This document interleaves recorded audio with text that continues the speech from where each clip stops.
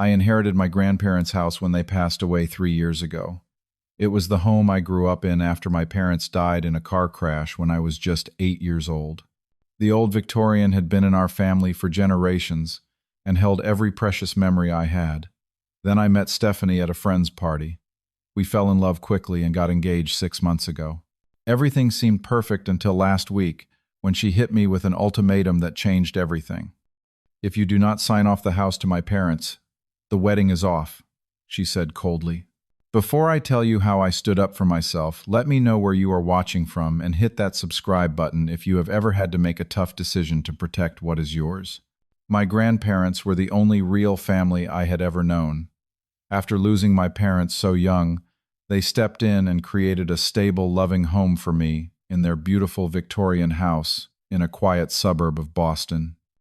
My grandfather was a high school history teacher, and my grandmother ran a small bakery downtown. They were not wealthy by any means, but they were rich in wisdom and love. Growing up in that house was magical. The worn wooden floors that creaked in specific spots, the handcrafted banister my grandfather had restored, the window seat in the living room where my grandmother taught me to read. Every corner held memories that shaped me. When they both passed away within months of each other leaving me the house, it was both a blessing and a heartbreaking reminder of their absence. I was 29 then, working as a software developer, doing well enough, but feeling utterly alone. I threw myself into renovating parts of the house that needed updating while carefully preserving its character and the elements that held sentimental value. New plumbing and electrical systems, a modernized kitchen that still featured my grandmother's beloved cherry wood cabinets, refinished original hardwood floors. It was therapeutic healing work that helped me process my grief. This house was more than property to me. It was my connection to the people who had loved me unconditionally.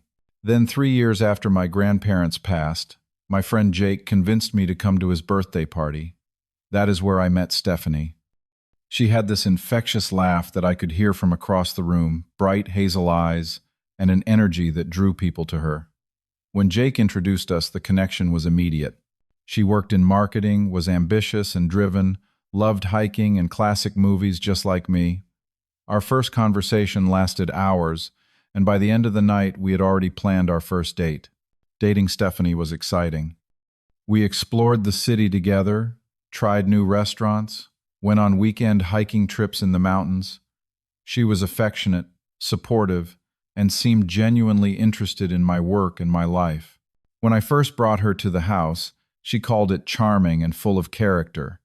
She asked about family photos, listened intently to stories about my grandparents, and seemed to appreciate what the place meant to me.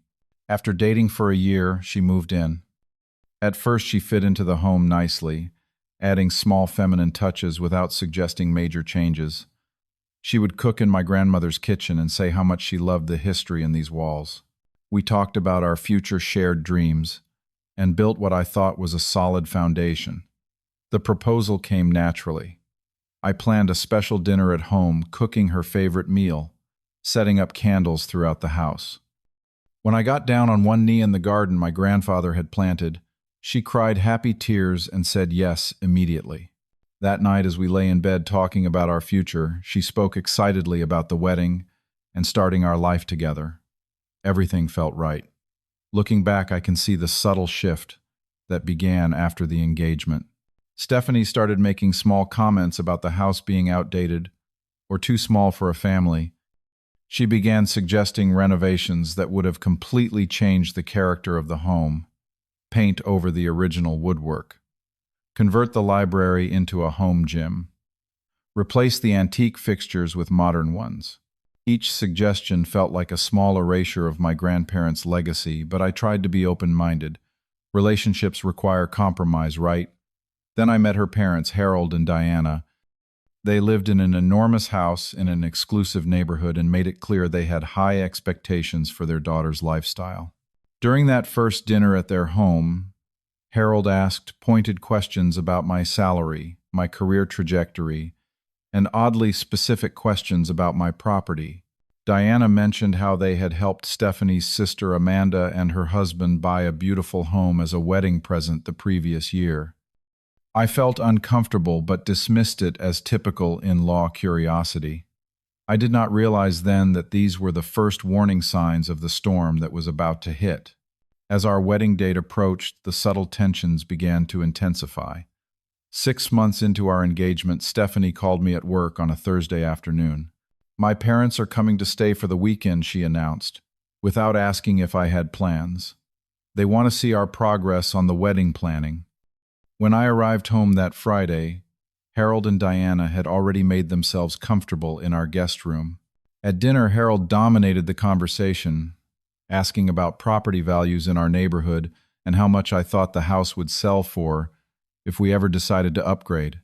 Diana chimed in about how the Victorian style was quaint but impractical for modern living. Stephanie sat silently nodding along with her parents' assessments rather than supporting me. Later that night, after her parents went to bed, I asked Stephanie why she had not told them how much the house meant to me. "They are just trying to help us plan for our future," she said dismissively. "You cannot expect us to live in this old house forever, right? It was fine for your grandparents, but we will need something more suitable eventually." Her words stung, but I tried to understand her perspective. Maybe she had always envisioned a different type of home for her future. We could talk about it, find a compromise that honored both our needs. That is what couples do. But the suggestions for changes accelerated. Stephanie began leaving home decor magazines around with pages marked showing ultra-modern interiors that looked nothing like our warm character-filled home. She started referring to certain rooms as wasted space and making plans to convert them after the wedding. The library where my grandfather had taught me chess became a potential home office for her. The cozy breakfast nook where I had countless pancake mornings with my grandmother was apparently too small and needed to be opened up into the kitchen. Each suggestion felt like she was trying to erase the essence of what made the house special to me. When I gently pushed back, reminding her of the sentimental value, she would sigh and say, "You cannot live in the past forever, Otis. We need to make this house ours, not a museum to your grandparents." Around this time, Stephanie's sister Amanda came to visit with her husband. Throughout the evening, there were multiple references to how Harold and Diana had taken care of them with their generous wedding gift of a new construction home in an upscale development. Amanda asked when we would be upgrading from our current place, giving me a pitying look when I said we planned to stay. After they left, Stephanie was unusually quiet. "My parents did so much for Amanda," she finally said. "They made sure she and Brian started their marriage off right. They want to do the same for us." "We do not need their help," I replied. "We are doing fine on our own. This house is perfect for us." She gave me a strange look but dropped the subject. The next day I came home early from work and found Stephanie giving her parents a tour of the house. They had measuring tapes and were discussing knocking down the wall between the dining room and living room. Diana was saying something about modernizing this old place while Harold nodded approvingly.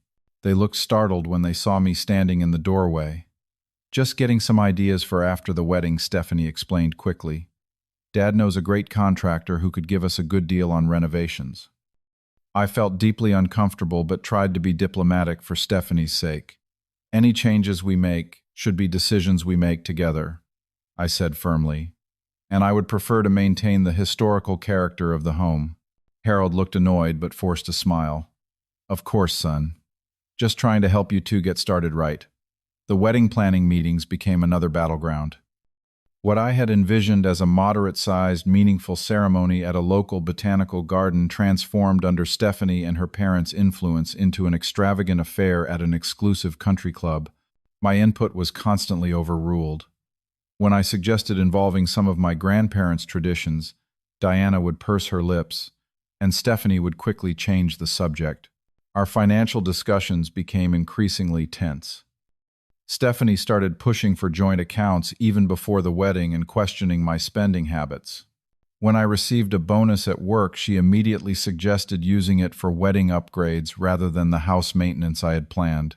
She began taking mysterious shopping trips with her mother, returning with expensive purchases she would hide in the back of our closet. My best friend Marcus noticed the change in me. Over beers one night, he asked why I seemed so stressed. After I explained the situation, he looked concerned. "Something does not feel right, man. It sounds like they are trying to take over your life, starting with your house.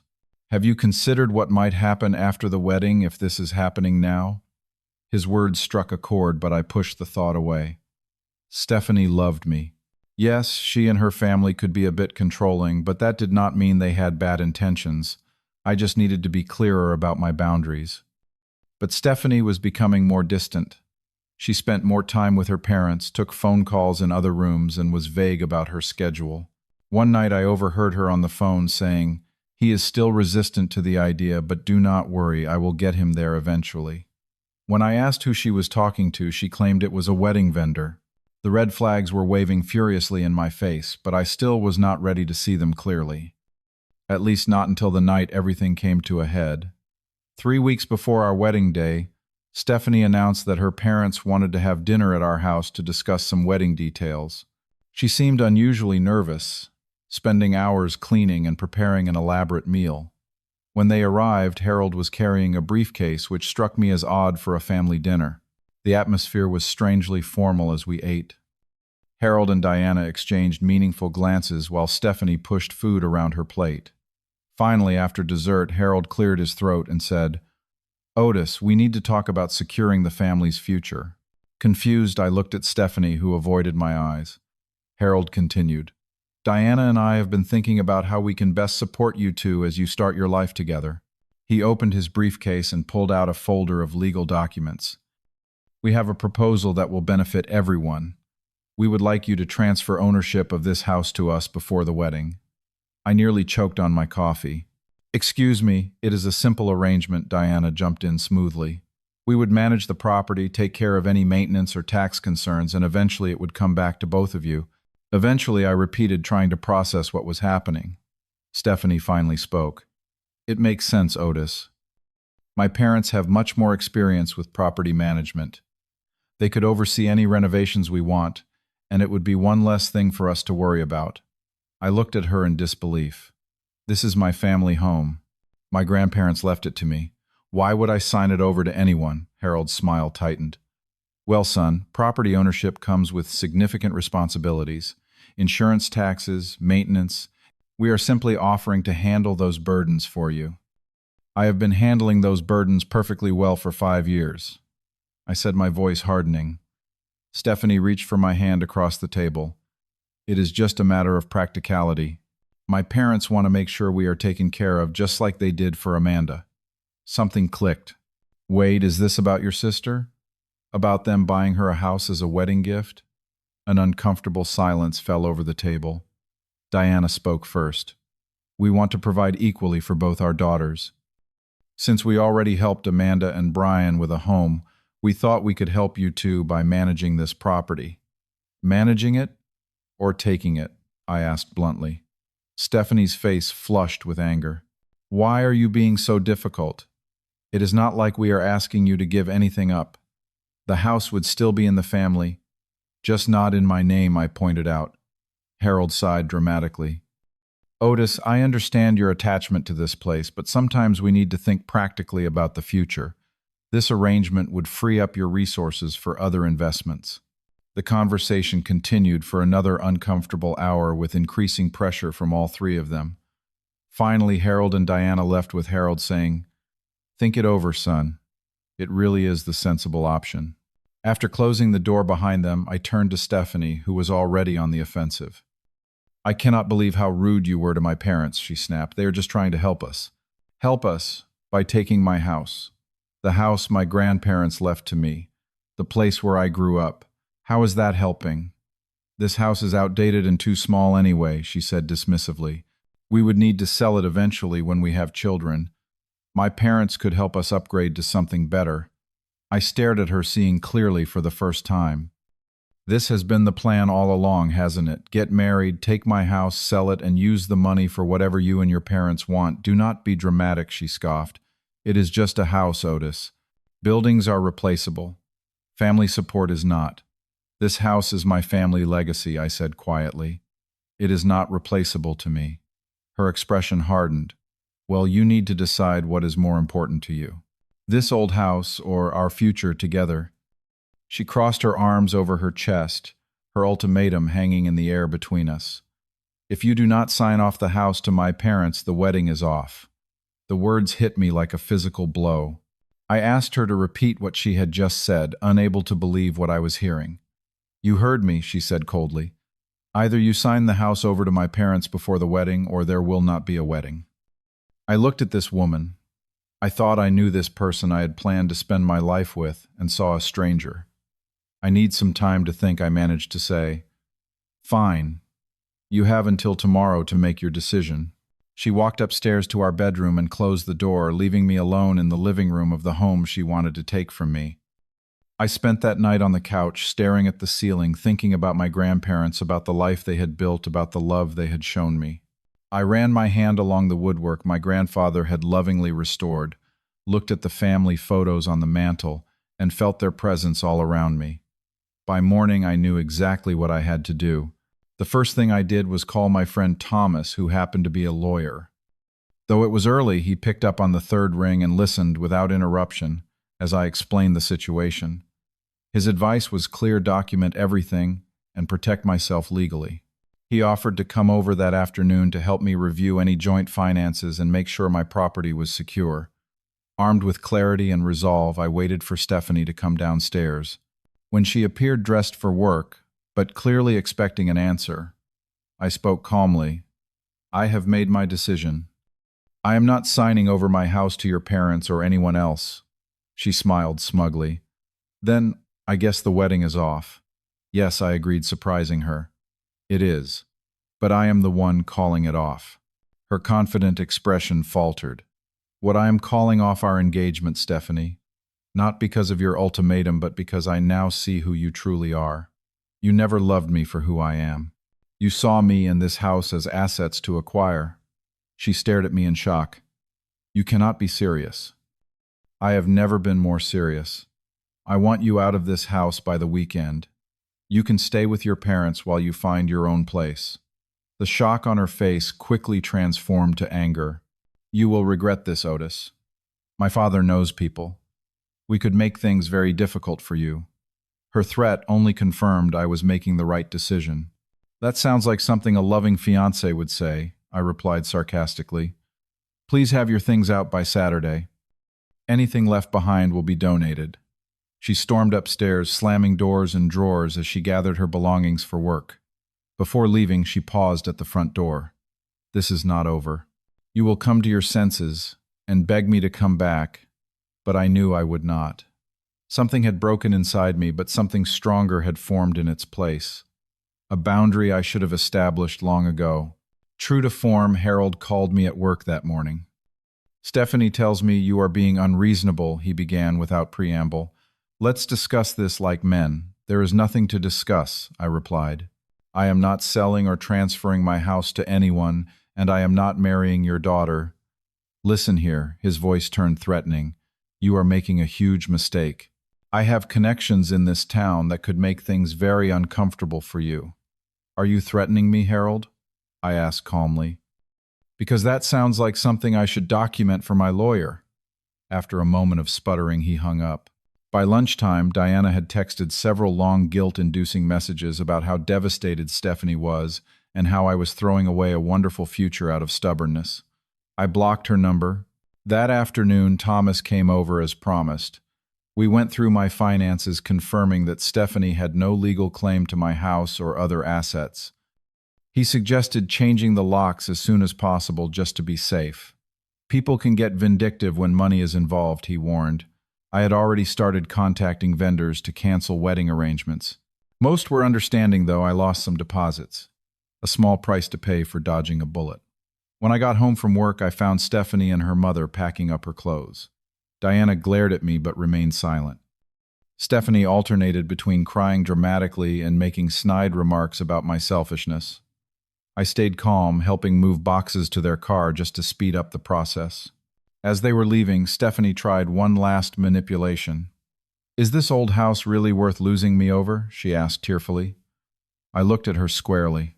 "The question is whether taking my house was worth losing me over. You made that choice, not me." The next morning I called a locksmith and had all the locks changed. It felt symbolic somehow, securing my boundaries both physically and emotionally. I spent the rest of the day informing friends and family that the wedding was off.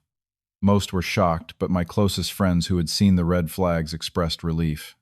That afternoon, the barrage began. Stephanie called nonstop, leaving voicemails that ranged from tearful apologies to vicious accusations.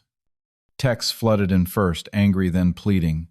"We need to talk. You are making a terrible mistake. I am sorry. Can we please work this out?" By evening, she was at my doorstep, makeup streaked with tears. Through the window, I could see her looking more disheveled than I had ever seen her. When I finally opened the door, she pushed past me into the house. "You have to listen to me," she sobbed. "It was all my parents' idea. I never wanted to take your house."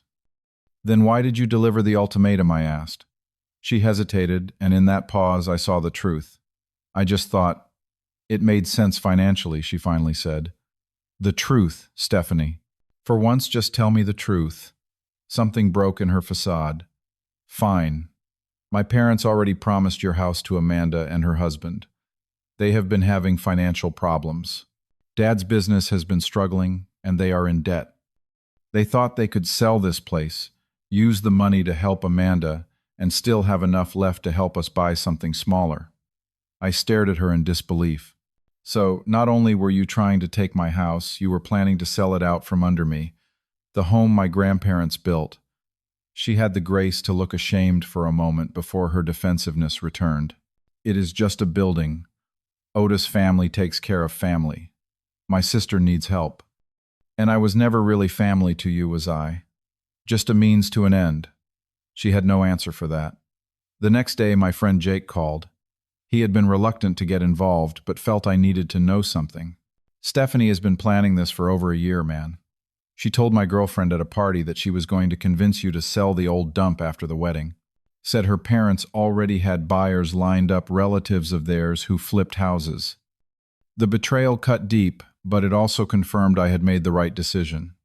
Later that day, I found a notebook Stephanie had forgotten, filled with renovation plans and decorating ideas. Every page showed designs that would have completely erased any trace of my grandparents from the home. There were even notes about getting rid of that old junk in the attic, referring to the cherished family heirlooms I had carefully preserved. More friends came forward with stories. Apparently, Stephanie had complained constantly behind my back about living in an old man house and how she was just biding her time until she could move somewhere better. She had mocked the antique furniture I treasured, called my sentimentality pathetic, and bragged about how she would fix me after we were married. Each revelation hurt, but also freed me from any doubts. When Stephanie made one final attempt at reconciliation, showing up with flowers and promises to accept the house as is, I was unmoved. "I do not trust you anymore," I told her simply, "and I do not think I ever really knew you." "People make mistakes," she pleaded. "I made a mistake." "Cannot you forgive me?" "This was not a mistake," I replied. "It was a calculated plan to take something precious from me. That is not something I can forgive or forget." As she left for the last time, I felt an enormous weight lift from my shoulders. I had stood my ground, protected what mattered to me, and in doing so protected myself from a lifetime of manipulation and control. The weeks after calling off the wedding were difficult. Despite the clarity of my decision, there was still grief for what I had thought we had. The house felt emptier, somehow echoing with the absence of the future I had imagined. But there was also relief, like I could finally breathe freely again in my own home. I decided to focus on healing by reconnecting with the things that made the house special to me. I spent weekends restoring elements that Stephanie had insisted we change.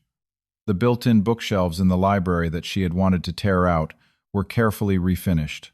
The vintage light fixtures she had replaced with modern ones were reinstalled. It felt like reclaiming not just my space, but parts of myself I had compromised. In the backyard, I created a memorial garden for my grandparents, planting their favorite flowers, installing a small fountain, creating a peaceful spot to sit and remember them. Working with my hands in the soil they had tended felt therapeutic, connecting me to their memory in new ways. Friends I had neglected during my relationship with Stephanie came back into my life. Marcus organized weekly poker nights. Thomas brought his girlfriend over for dinner and movie nights. My cousin Laura, who Stephanie had always disliked, visited from Chicago and stayed for a week, filling the house with laughter again. At work, I threw myself into new projects, earning a promotion I had been hesitant to pursue when Stephanie had pressured me to focus on more lucrative opportunities.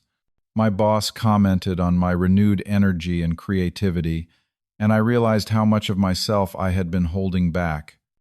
About a month after the breakup, Jake reluctantly shared that Stephanie was already dating someone new, a real estate developer with a mansion in the wealthy part of town.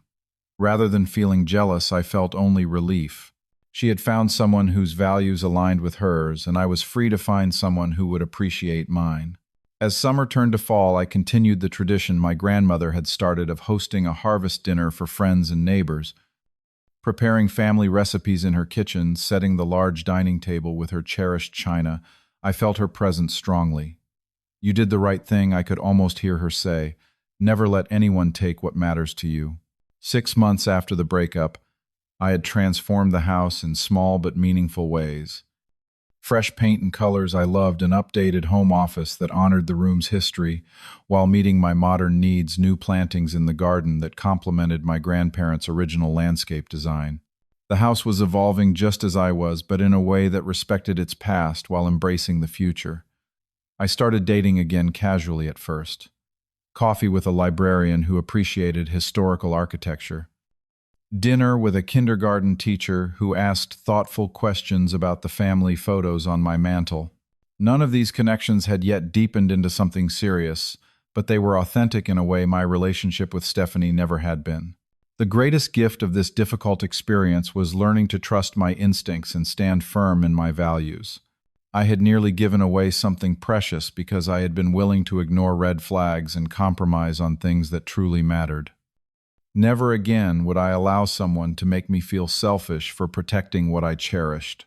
1 year after what would have been our wedding day, I sat in my grandparents' garden watching the sunset paint the old Victorian in golden light. The house stood solid and welcoming just as it had for generations. It had weathered storms before mine, and it would stand long after. In protecting it, I had not just preserved bricks and wood and glass. I had honored a legacy of love, secured my own peace of mind, and most importantly, discovered the strength to protect what matters most. Life continues to move forward. I am still healing, still growing, still learning what it means to truly honor both my past and my future. But now I do so with clearer boundaries and a deeper understanding of my own worth. Sometimes the hardest decisions lead to the most necessary growth. Sometimes saying no to one path opens doors to others you never imagined possible. What would you fight to protect in your own life? Something physical like a family home, or something less tangible like your independence or values? Let me know in the comments below, and if this story resonated with you, please give it a like and subscribe to hear more journeys of standing up for yourself and finding strength in difficult moments. And if you know someone who needs a reminder about the importance of boundaries, share this video with them. Thanks for listening to my story, and remember, the things most worth having are often the things most worth fighting for.